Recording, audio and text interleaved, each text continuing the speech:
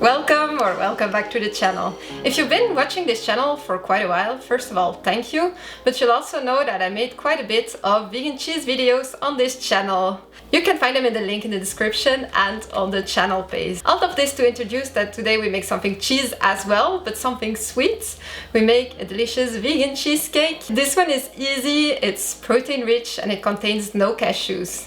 Now, I found out recently that most cashews produced in the world have human rights issues.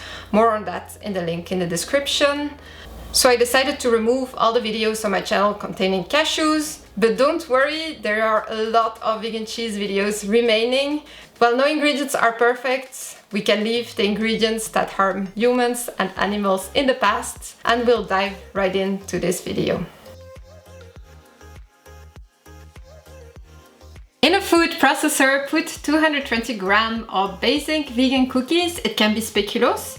By the way, this is 7.7 ounce. And by the way, I'll put the ingredients again in the description, just to make it more easy. Then put 1/6 of a cup of water. So just a little bit less than 1/4, you can always put more. 2 tablespoons of vegan margarine or coconut oil or any plant-based butter for that matter. It should be previously melted. Blend all the ingredients in a food processor until it becomes a homogeneous paste. Then put it in a parchment-lined baking dish. Spread it evenly and move on to the next part. In a food processor, put a pack of vegan vanilla yogurt. It can be soy yogurt, oat yogurt, whatever you want, or even neutral yogurt, if you compensate for the sugar and the vanilla, as long as it's 500 milliliters or 2 cups. Half a cup of cornstarch, a cup of sugar, or a sweetener of your choice. We don't need the structure of sugar here. I use an alternative that doesn't have calories because I don't want this horrible sugar rush all of the time. But you can put maple leaf syrup, for example, if you want to have more nutrients. 700 grams of silken tofu, which should be 24 ounces. By the way, it's really important that it's silken tofu here and not regular tofu. 3 tablespoons of vanilla extract. You can put more vanilla extract if you want. This way you can reduce the amount of sugar that you put and you will still have a rich taste. This is optional, but you can put lemon zest, but it might become too strong.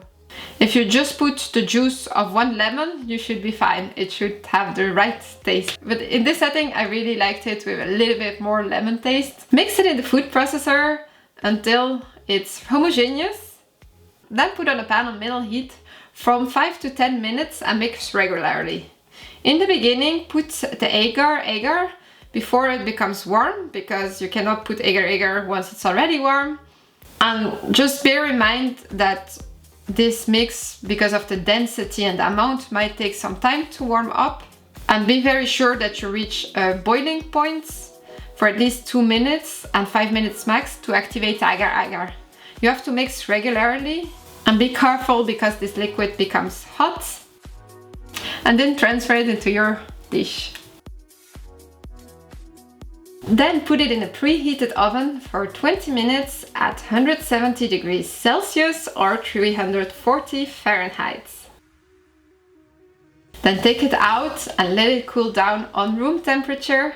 Then let it rest in the fridge. Ideally overnight, but at least for 4 hours if you can't wait. At this point it should still be not hard in the center, so make sure to put it horizontally wherever you store it. And don't worry, it will firm up. Now look at this. You might be worried that the top looks bruised, but this is normal. It happens every time. And it's not what matters. What matters is on the inside, and we're gonna decorate it anyway. To facilitate the opening from the form, pass a knife on the sides and then open the dish. Here I got the piece out so you can see the structure. It's firm and still creamy. And just overall wonderful. And now we start the decoration. Put 400 grams, which should be 3.5 cups, of frozen or non-frozen raspberries in a pan.